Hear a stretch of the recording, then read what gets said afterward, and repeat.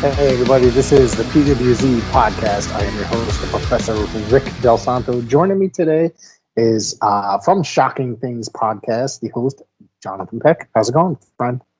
How you doing, Ricky? I am great. Well, we've had some sad news today, actually. Former NWA and WWC USWA superstar Chris Youngblood has passed due to heart attack. Chris was the younger brother of former tag team partner Ricky Steamboat, Jay Youngblood.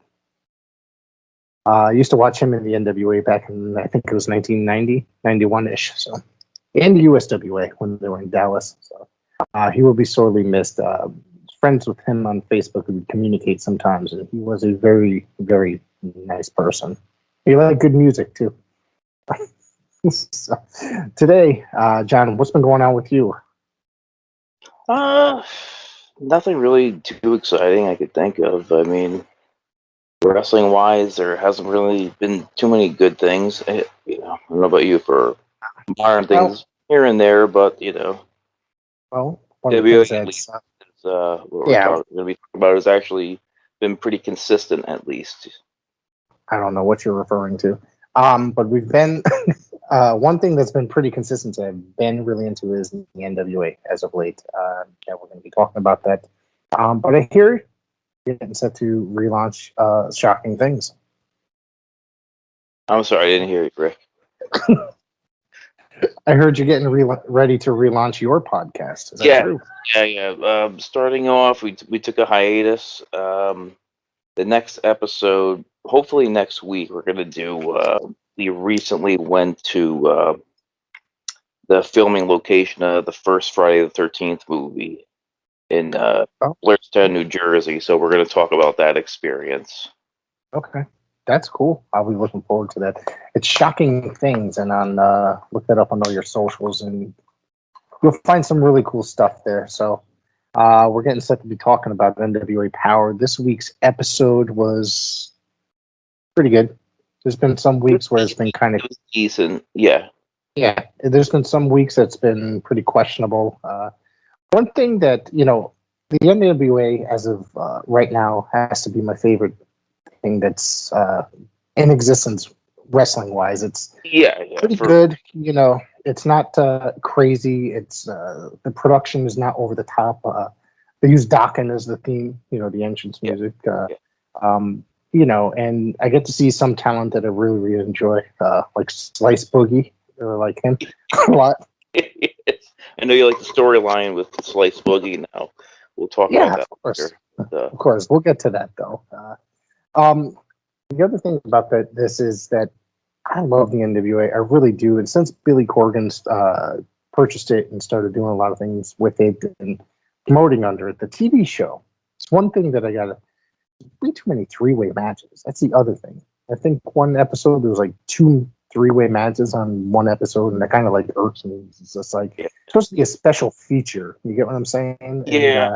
And, more than once, and even once an episode is a bit much. Like I said, it's supposed to be a special feature. So, but other than that, not really much to complain about, exception of Tyrus. But he's going on me. He's a good heel, but we'll talk later about him. But in that sense, his debut was not the greatest, but he's definitely improved. And I think his mouthpieces. But we'll get to that. We opened up with the announced team: Joe Galley, Tim Storm, and what's the girl's name? I'm sorry, Velvet Sky. What do you think of her on commentary? She's okay. I mean, she's still new at it, but I think in time she'll get better. It's tough with the three-person booth, so people don't talk all over each other. But she's okay here and there, throwing in her comments.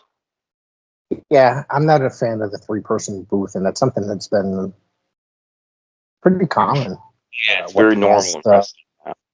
Yeah, at least the last 25 years or so. So we started this match off with the television title match. Sal Rinauro has been working his way up to get a TV title shot with the Pope, Elijah Burke. This is one thing that's that's there's these little micro things that irk me when it comes to the National Wrestling Alliance. Their television title matches, 6 minutes and 5 second time limit. Yeah. I don't know. It just doesn't make much. Right? Yeah, they're really killing the 6:05 here, and that I don't know, man. I'm just not behind the whole the time limit on that. I can understand the 10-minute time limit because that was kind of traditional back in the NWA WCW days for the television title, but the 6 minutes is a bit much. But I do think that I think this only went like 4 and change, but I think that Burke and Renaro really did put the best that they could. Yeah, I thought so. I like Sal Renaro. He's I've watched him quite a bit. Remember him from Ring of Honor and NWA Wildside. So he's very talented, but he's his character here is he's pretty funny. We'll give him that. I like the side braid. That side braid is pretty weird. But, yeah, no, but this is good. What do you guys say about this one? I mean, I thought it was good. Like that, they made it like Sal could actually possibly win. With the near falls, and it was believable in that sense. I think the one thing that was a bit weird was the absence of Colby Corino, considering that he just attacked him last week and ruined his shoulder. Mm-hmm. So I didn't think that there was not having any kind of follow up on this. Wouldn't make much sense, but I guess it leads the viewer to want more. So of course we went to now he's 6-0 as far as the TV title goes. The Pope. Now if you get the 7, he gets a world title shot against Nick Aldis. Do you think that they're going to gear up towards that? Do you think they'll give him? He's only got one more match left. So, I mean, it's possible. I mean, I think they need someone really for Nick Aldis. Because they lost so much of their roster, last year. It's trying to rebuild now, so it's kind of tough. Mm-hmm. In that sense, he's Elijah Burke Pope. He's never really huge, but he's known at least, Mm-hmm. So I mean, if they build him up, it's possible. I think so. After probably, what do you think? Like, do you think that they're gonna? I mean, I think it's pretty well set that NWA 73 is going to be. It's Murdoch and all this, right? Or it's going to be because it's Trevor Murdoch's hometown. And there's a chance that there's rumors that they're going to actually have him win the title because of it's in his hometown in St. Louis. So, I mean, I'd like to see the Pope get a shot. Maybe they're gonna. I don't know when they're gonna do that. If they're gonna do it on TV or if they're gonna do it like further down the road after the next title match. Tyrus, Austin Idol, and Jordan Clearwater. Excuse me. Black G's. He's my new favorite. Black G's. They come out and they're making threats and stuff to the Pope. And I like when because Tyrus is so large and Kyle Davis is so small. They're just when he puts his hand on his head, like that's what I'm saying before when he's a good heel, because you just like you want to punch him when you see that, like he's bullying him, right? Like yeah. My thing is this. It's like the first time was probably just like they were just kind of joking around. Yeah. The first time he did it, but it was like so funny. I thought it was hilarious that it's just like now he just makes sure to do that in everything. It's like how he puts his hand on him, then puts his head like he's making him hug him, kind of a thing. It's just it's funny. So what's this? His facial expression, his eyes, like, like he's crushing his head. Right. So yeah, then from there they what do they say? They go to the commercial and then they But don't forget the Austin Idol wears the greatest outfits in wrestling now with the cutoff shirt over the long sleeve shirt. Well, like all different colors. This time he had a blue shirt and the ridiculous blue glitter hat. I mean, that was. He comes out wearing his trademark Austin Idol hat that he wore back in the 70s and 80s. He wears the Austin Idol Wrestling School shirt over like a, and Yeah, then he looks black. like, Yeah, yeah, over a blue, like a bright blue, like dress shirt. It looks so ridiculous. and he's wearing like old man jeans on Yeah, top of it. So it's like he looks crazy. Yeah. No, he's funny though, and guess they had to give somebody like him to Tyrus, or because while he does a decent job doing what he's doing, even when he speaks, like it's pretty convincing and pretty good. But if it was like if he really had to like cut his own promos and stuff like that, it's better that he has a mouthpiece. But the minimum that he does say works out for him. I think it's pretty funny. So then they also mentioned that the Champion Series, which I'm still not 100% certain about, this is going to start on the 27th. Austin Idol and Company. Hold on. I say this again. Oh, wait. Idol vows that Pope will not make it to the Champion Series and will not make it to lucky number 7. Tyrus is going to be that champion. Pope's 7th title defense will be against Tyrus.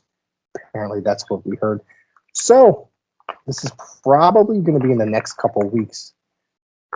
I'm wondering if there's going to be a new champion crowned or if something's going to happen. or a swerve, as they say. As they say. So, I'm wondering about that myself. I'm wondering if what was it? I'm wondering if he's going to actually win, or maybe some sort of disqualification or something to that effect. Maybe we'll even go to the time limit. But can Tyrus work 6 minutes? Let's be serious here. We'll see. Thunder Rosa and Sky Blue took on Serena Deeb and Kylie Ray. Serena Deeb and Kylie Ray won this match. I thought this was a pretty fun match. The thing is, you liked it? I like the tags in and out. How it's a lot of action in that sense. I think I never really knew much about Serena Deeb. Apparently, she worked WWE when I was not watching WWE at all. So I don't know. She's good. Yeah. Would you ever see her when she shaved her head with the Straight Edge Society, any of that stuff, or no? Oh, she was with them?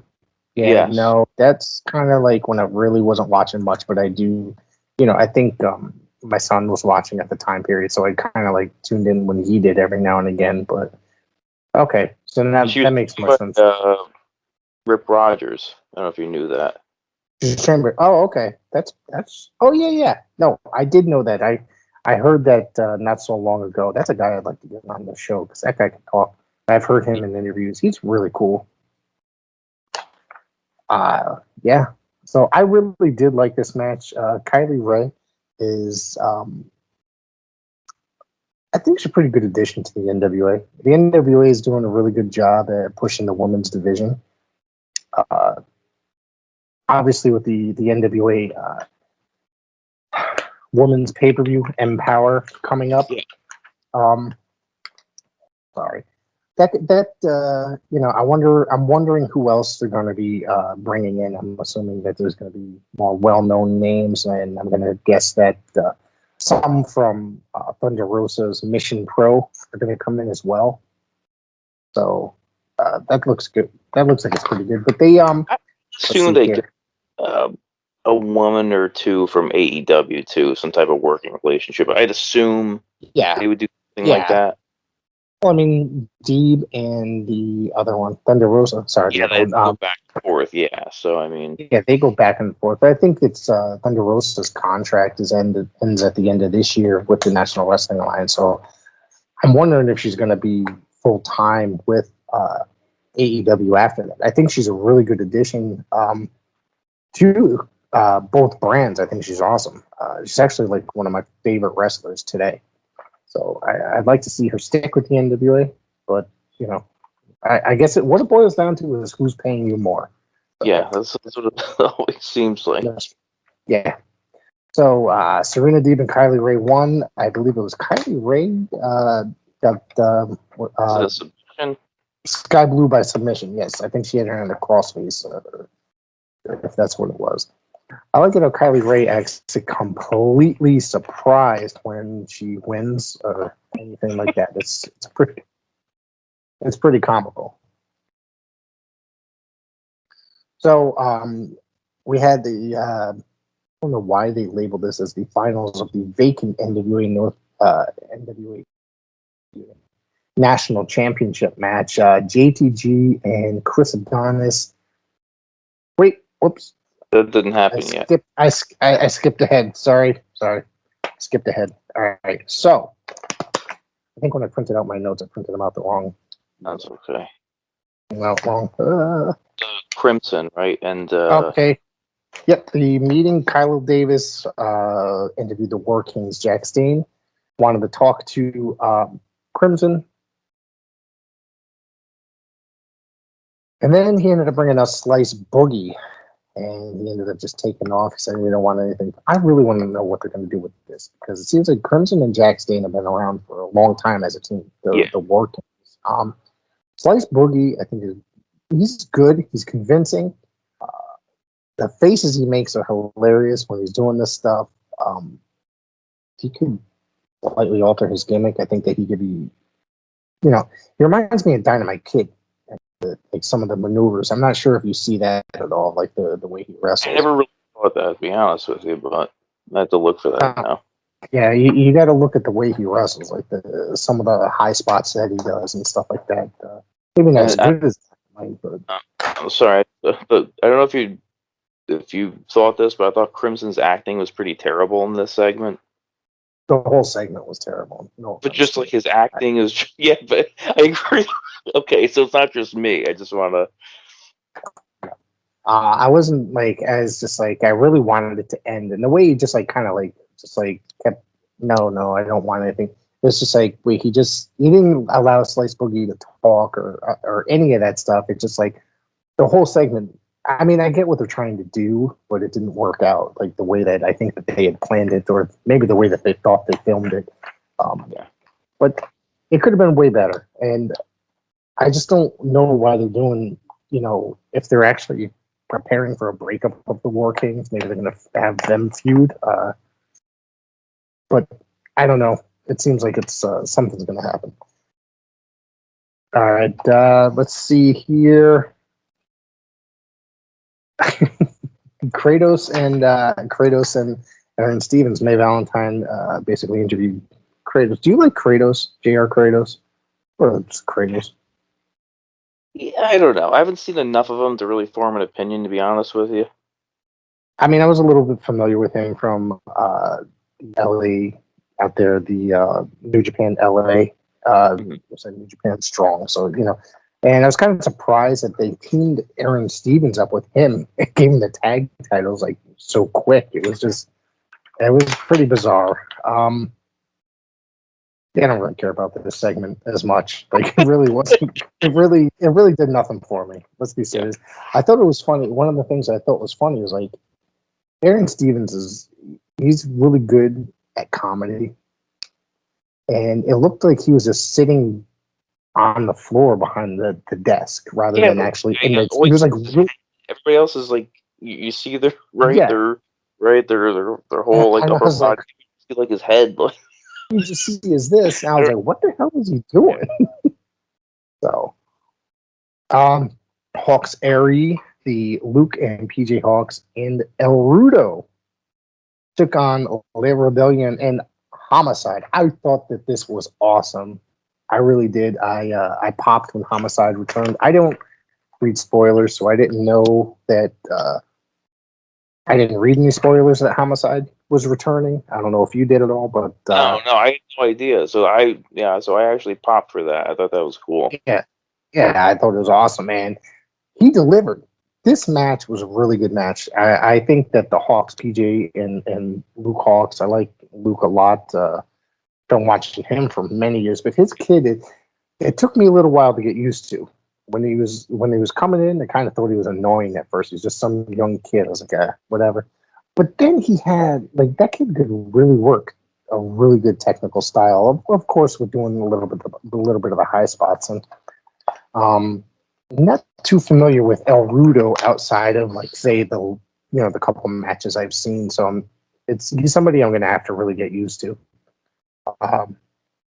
Le Rebellion is kind of funny. They're a pretty good team. I don't know. It's a black metal version of luchadors with the upside down crosses and stuff. So what did you think of the son of Damien 666, right? One of them. Yeah, that's Bestia 666. I kind of put that together before they even said anything. I was wondering about that. But you never know with all the parkas. You don't know, right? You never know. Actually related. All those luchadors, all those luchadors go by Junior, and they're not related whatsoever. And so yeah, this is pretty good, and I believe it was. Let's see, I have it written down here. Homicide and Love Rebellion. They look to they won. They seem to be apparently this must be Homicide must be returning to the NWA. I know he's also working. He formed a faction in Ring of Honor with Tony Deppen and the other guy's name, the guy with all the tattoos, Brody King. So I wonder if he's doing, going to be working NWA still again. So I really thought it was awesome that he's returned. I'm a huge Homicide fan. I like him a lot. So yep, it's good. We return, and Trevor Murdoch is behind the desk, and now they're going to be talking about the what was going to be the national championship match, JTG and Chris Adonis. What did you think of this before I speak my mind? It wasn't bad. I mean, both of these guys have gotten much better over the years, compared to their WWE days. I don't think they ever really paid attention to Crime Time when they were in WWE. Actually, I don't even think they really promos really like they're in. I mean, he did a few high spots, JTG, but I never really saw him do as much wrestling as I saw him do in this match. To be honest with you, yeah. And Chris Adonis, I think he's gotten way better. I'm surprised now that he wouldn't do a run in a place like WWE. I mean, he's got the years of experience now rather than, I think when he came into WWE, he just came up from OVW, correct? Yeah, he's one of those guys that, he's got a good physique. Let's just bring him up. And then they sent him back down there a week after his debut and sent him back down there for a few weeks to get some more seasoning. And then, he's definitely gotten a lot better. He actually looks a lot smaller than he did then too. So maybe that has a lot of the effect too. But I don't understand.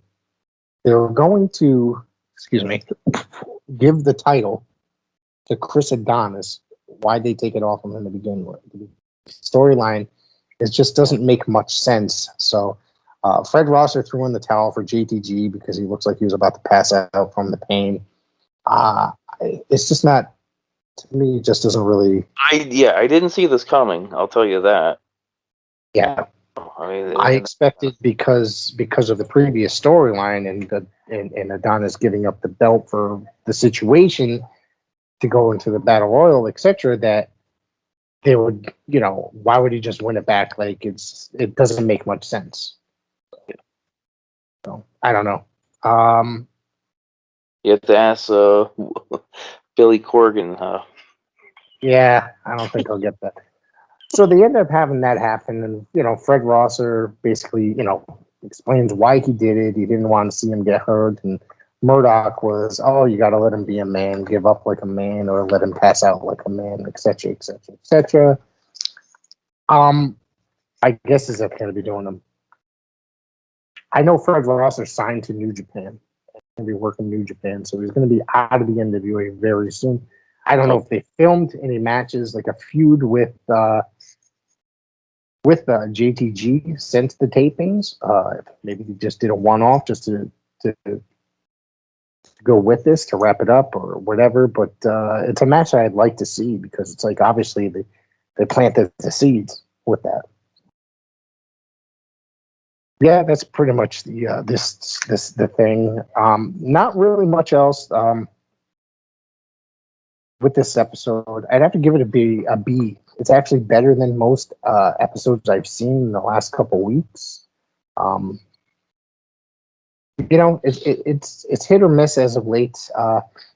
Since the NWA's come back, they've had a pretty small roster, but it seems like they're getting better.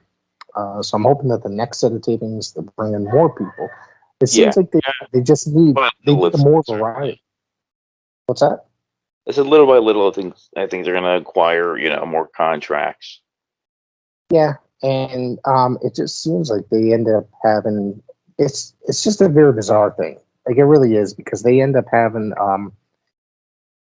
it's like the same people involved in storylines week after week, or it's like they can only shuffle the deck so many times before the people. It's like the same people keep wrestling each other. Yeah. All righty. That was good. But yeah, I actually I don't know about you, but I thought last week's was a little bit better. Mm-hmm. Slightly better. That was pretty good. Yeah. I think with each week, it's like I said, it's like hit or miss. I thought this was a good episode. I thought, like you said, last week's was probably better, but there's always moments that I could pick out that I really like a lot per episode, and and then there's a lot of episodes I can sit there and oh, they shouldn't have done that. I mean, I know Billy Corgan, he has the name and he wants to, use the history of the NWA, but at some point there's just certain things that he does with the NWA. I don't necessarily agree with being a huge NWA fan from my youth. But that's just me though. I could be picky. He tries to kind of mix a little bit of the old school and the new school together a little bit. So, I mean, but it works for some people it doesn't. So anyways, John, what else, my friend? Nothing else really. I mean, like you were talking before, this is one of the few wrestling shows. This and AEW Dynamite are the ones I actually consistently watch every week. That's about it for what's on television right now, or the streaming. I haven't watched much AEW. I watched a tiny bit of it tonight before we got to do this. I'll try to watch it tomorrow. There's a bunch of different stuff that I'm trying out here as far as wrestling goes. I subscribe to IWTV, which is, totally independent wrestling. I believe they merged with Smart Mark Video at this point, and there's some really good stuff on there. They have this New South is on there, ECWA, whenever they decide to run shows, and then there's stuff streaming basically every day, and it's really cool. It's really cool. But there's, outside of this, any live shows that you plan on attending? I'm not sure. If I go to PAPW with you next week, I have to see about that. Yeah, I'll be going to that. This weekend, I'm going to the Test of Strength show in Naugatuck, Connecticut. Okay. I'll be going to that. That looks like a little bit of fun. It's going to be a Sunday afternoon. If you guys are there, hit me up, say hello. That's the good stuff. All right, so if you guys are listening, check out the new episode of Shocking Things when it does come out. When they're going to drop it? Have you guys gotten an idea? Not 100% sure. Sometime next week. That's awesome. I'm looking forward to it. Where can people find that your socials for Shocking Things? You go to Instagram mostly. It's shocking.things.podcast, and that's where you can find us and all the information. Yeah. Into the fire.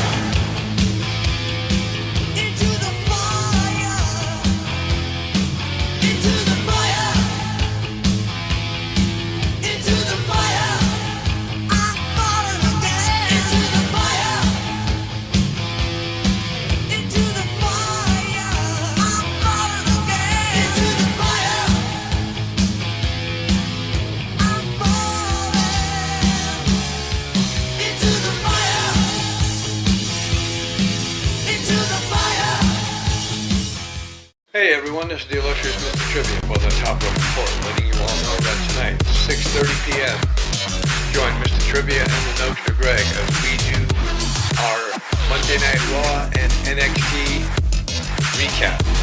Join us live on Facebook, 6:30 p.m., along with TalkShoe.com, Anchor, Google Podcast, and Spotify.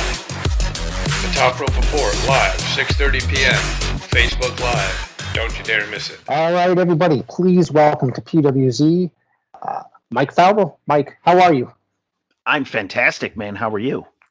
I'm great. Mike is a ambassador for the International Pro Wrestling Hall of Fame in Albany, New York, as well as ring announcer, cage announcer, and so much more to the combat sports industry. So let's get a little bit about your background. How did you get interested in, say, the wrestling game, or getting involved in professional wrestling? Well, I've been a fan all my life since I was 8 years old. I remember going to my first match and telling my dad, "This is what I want to do," in some way, shape, or form. I wasn't blessed with the physical attributes of a wrestler. Let's just say that. But, over time, I realized, that maybe my gifts weren't in the ring. Maybe it was on the mic or backstage. So I took the time and I learned everything that happens backstage. I learned pretty much every job that you could learn aside from being a wrestler. And I did a little bit of everything, but really ring announcing, commentating, and that sort of thing was really, I feel, was really my calling. That's where I felt I really excelled. And I was doing it for high school basketball, for college basketball, and so on. So I figured, why not? And that's where we are now. That's awesome. About what age were you when you got involved actually in the wrestling world? I was about 24. Okay. Yes, 24. Sorry, I was doing math in my head. That's okay.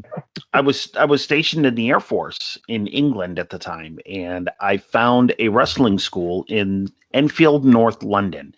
And I went and I did the training. It was, once a week I could get down there. So I went, did the training, and wrestled small handful of matches. And then I got orders out. So after I got my orders, I stopped actively wrestling in England. And that's when I really started concentrating backstage, concentrating on booking, on producing matches, producing shows, so to speak, doing show rundowns and whatnot. That's awesome. So you ended up, are you originally from New York? I know you're there now, correct? Born and raised. So that's awesome. So pretty much WWF territory, Did you discover anything else outside of the World Wrestling Federation as far as independence and stuff like that? I've discovered so much outside of the realm of, WWE, WWF. When I was younger, I watched some WCW. We still got Saturday night, right. 605. Still got all that. Every now and again, I would watch it. And, then it really didn't, because I was young and I was all about Hogan and Macho Man and the WWF. And I was like, those are the other guys. I don't care about this. I don't want to hear about this Ric Flair dude. I don't know who that is, but then again, right. But before folks start coming at me with torches and pitchforks, I was 8 years old. Okay. Right. Just want to throw that out there. But as time went on, I started watching the other companies, WCW, when I was old enough, ECW, but I started going to a lot of smaller shows around Poughkeepsie area, not too far from where I am now. Every now and again, a show would come through Utica and I would go check it out. And there was just this intimate grittiness of it. You know what I mean? Right. You see these guys doing these great things, but not in this huge arena. It was always in like a small gym, a church gym, or a YMCA or whatever. And to me, that was the appeal of it. That's what I loved about it.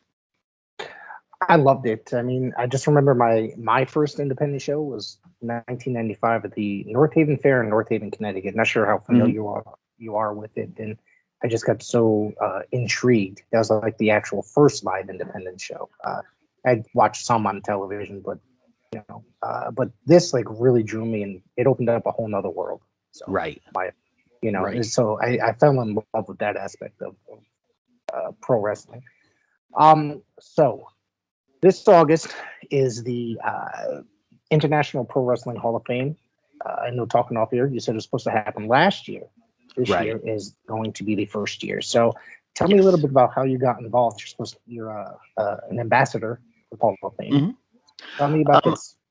I had followed the Hall of Fame for a little while before I decided to become an ambassador. I had reached out to the Hall of Fame and said, I would really like to work with the International Pro Wrestling Hall of Fame in any way that I can, and told them what I could contribute, and they welcomed me with open arms, thank God. And it's been a great experience working with everybody involved, because you work on something that encompasses the entire professional wrestling world. And the beautiful thing about this Hall of Fame, as opposed to other halls, the other Hall of Fame, is that we encompass pro wrestling from all over the world. I mean, in our inaugural class this year, we're bringing in greats from Japan, greats from Europe, from Southeast Asia. We're bringing in legends are being inducted into the hall, and it's a fantastic thing, because this industry isn't confined to the United States. It's not just confined to people who may have made an impact on Monday nights or Saturday mornings or whatever. You hear about these great events that happen in Tokyo, Japan, London, England, and so on. And we want to include that, because that's a part of the history of this business. And that's what we want to try to encompass, is the history of professional wrestling from all over the world, all walks of life, every race, religion, creed, you name it, we include it. But this next month, the end of next month, we're going to be inducting our inaugural class, 24 legends, names including Andre the Giant, Hulk Hogan, Ric Flair, George Hackenschmidt, the Terrible Turk. I mean, folks like that who have made an immeasurable impact on this industry from decades ago up into this year. We're highlighting the best of the very best. I am looking at the list now, and it's a who's who of professional wrestling. People I've read about for years, people I've grown up watching, and people that you only read about in professional wrestling history books, or on you can find out about in online. But of course, it's got the legends like Bruno Sammartino, Ric Flair, Terry Funk. Yes. So I believe this is going to be an awesome event. I'm really looking forward to it. It's August 27th to 29th in Albany, New York. So we'll let everybody know. So basically, it's going to be a convention. There's going to be autographs, photo ops, merchandise, and lots more. It's like that's something that's looking forward. And there's supposed to be a live event as well. Yep. Do you know anything more about this one? Sure. Friday, August 27th. It's going to be at the Dome in Watervliet, New York, which is right outside of Albany. We're going to have a 30-man battle royal. It's going to be the Tony Villano Cup. Tony Villano was a mainstay with the New York Athletic Commission, and he was the guy that was assigned to pretty much all the major wrestling events, pro wrestling events that happened in this part of New York. So if Vince and the boys came to Albany, Tony was there. If they went to Madison Square Garden, Tony was there. He was a major influence on pro wrestling here in New York, so we named the Battle Royal in his honor. But we're also going to have a slew of matches that night. Those matches are going to be announced very soon. But some of the folks that we got coming, we've got Hall of Famer Mark Henry's going to be there. The guys formerly known as the Ascension are going to be there. We're going to have legends are going to be there. Hands of Stone, Ronnie Garvin, confirmed. He's going to be there. It's going to be a great event. You're going to have stars of today and yesterday in the same spot. It's going to be a fantastic night. And then after that event, back at the Desmond Hotel, the one and only Bill Apter is going to be hosting his Apter Hours party. I love how he named that. With that, yeah. It's going to be Bill Apter's one-man show, 11 p.m. in it's a room called the Town Hall of the Desmond Hotel, where everything is going to be taking place. You can get your tickets for that event, for the After Hours party, and really any event that's happening that weekend at prowrestlinghall.org. And there's also package deals for groups and larger groups as well, larger groups of people as well. Check out the website you just mentioned for that, because it looks like it's really going to be a great event. I really think it is. So basically, there's going to be there's also panels, Legends of the Squared Circle panels. So Now, you mentioned earlier that there's supposed to be at some point a brick and mortar. Yes, building. we're. I'm sorry, I didn't mean to cut you off there. That's okay. We are working on a brick and mortar location. We were this close to having one last year, and then the pandemic happened and threw literally everything out of whack. So unfortunately that got put to the side, but we are looking for a brick and mortar location now.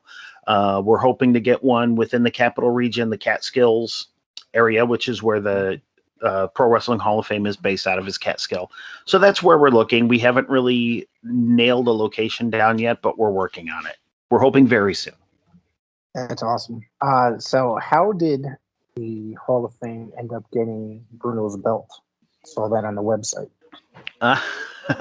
See, that's a question for the president, Seth Turner. That's a question. He's the one who finagled that. But that is definitely one that is, I would, in my opinion, that is probably the prized possession of the International Pro Wrestling Hall of Fame to this point.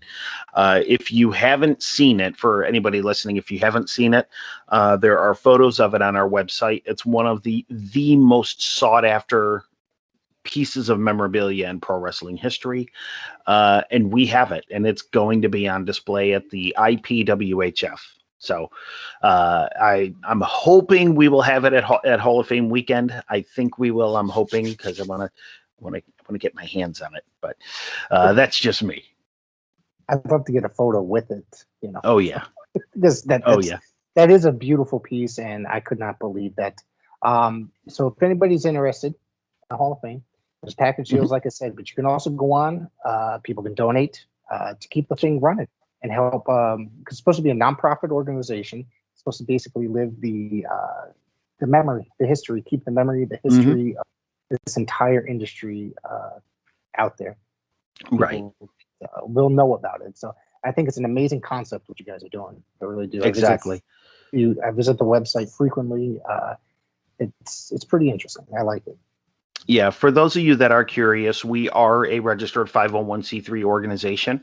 So you know how every now and again, if you have a birthday coming up on Facebook, you can do a fundraiser. You can fundraise for the IPWHF. We always accept donations. You can find information for that on our website. But also we are registered with the New York State Board of Regents as an educational institution. So the state recognizes the IPWHF as an educational institution as well as a fundraiser, because we educate folks on the history of pro wrestling. That's kind of what we do. So, if you have the chance to donate, I highly suggest you do that. You're contributing to a great organization to preserve the history of this, as I like to call it, ridiculously wonderful industry. It's a very long industry. It goes on forever and ever. And one of the things is, me being a fan for almost 40 years, is that I feel like I constantly am learning something, not just the current stuff, but the history. I'm always researching stuff. Something will come across my mind, or I'll run into something online. Next thing you know, I end up in this, they call it a rabbit hole, just searching the history. And takes up a good portion of my life. I love it.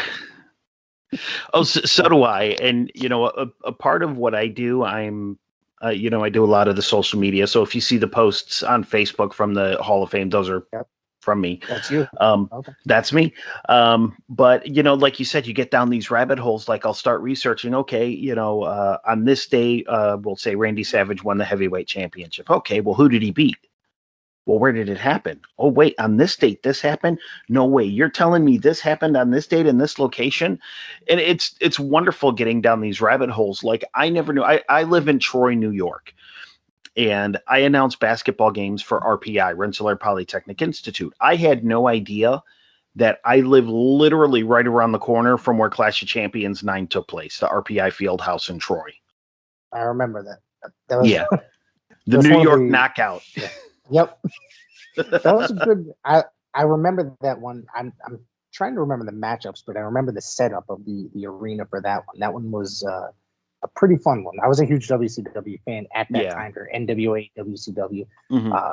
Once I discovered that, it was completely different. It was a different presentation than WWF was at the time. To me, it looked more like realistic and less showy. as Mhm. opposed to like WWF or cartoony. So, Right. But over time, I just watch anything, you know. So this is a great event. Sorry, just threw that right up there. This is a great event coming up. I want everybody to go online. What was that website again? ProWrestlingHall.org. Check it out and donate if you can. And maybe I'll see you there. I hope to see you all there. Mike, do you have any events coming up that you want to promote?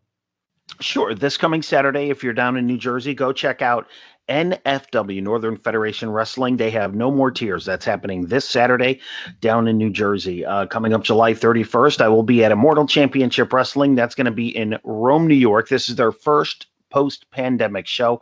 So this one is going to be, it's going to be huge. So we're trying to make it the best we can. Already confirmed. This one just announced a little while ago. MLW Caribbean champion Richard Holiday is going to be there. ECW original Just Incredible is going to be there. Mike Skyros is going to be there. I'm going to be there. I mean, it's going to be a great event. But also, I have mixed martial arts events coming up. I don't have confirmed dates yet, but I will get those out as soon as I can. But really, that's it. And then we have the International Pro Wrestling Hall of Fame induction weekend, August 27th through the 29th here in Albany, New York. ProWrestlingHall.org to donate, reserve your tickets. I say get them now because once we start releasing the names of the folks that are going to show up, they're going to go. I guarantee it. Oh, that sounds great. Where can we find you on the socials? At Mike A. Falvo. Pretty simple. All right. Thank you very much. You bet.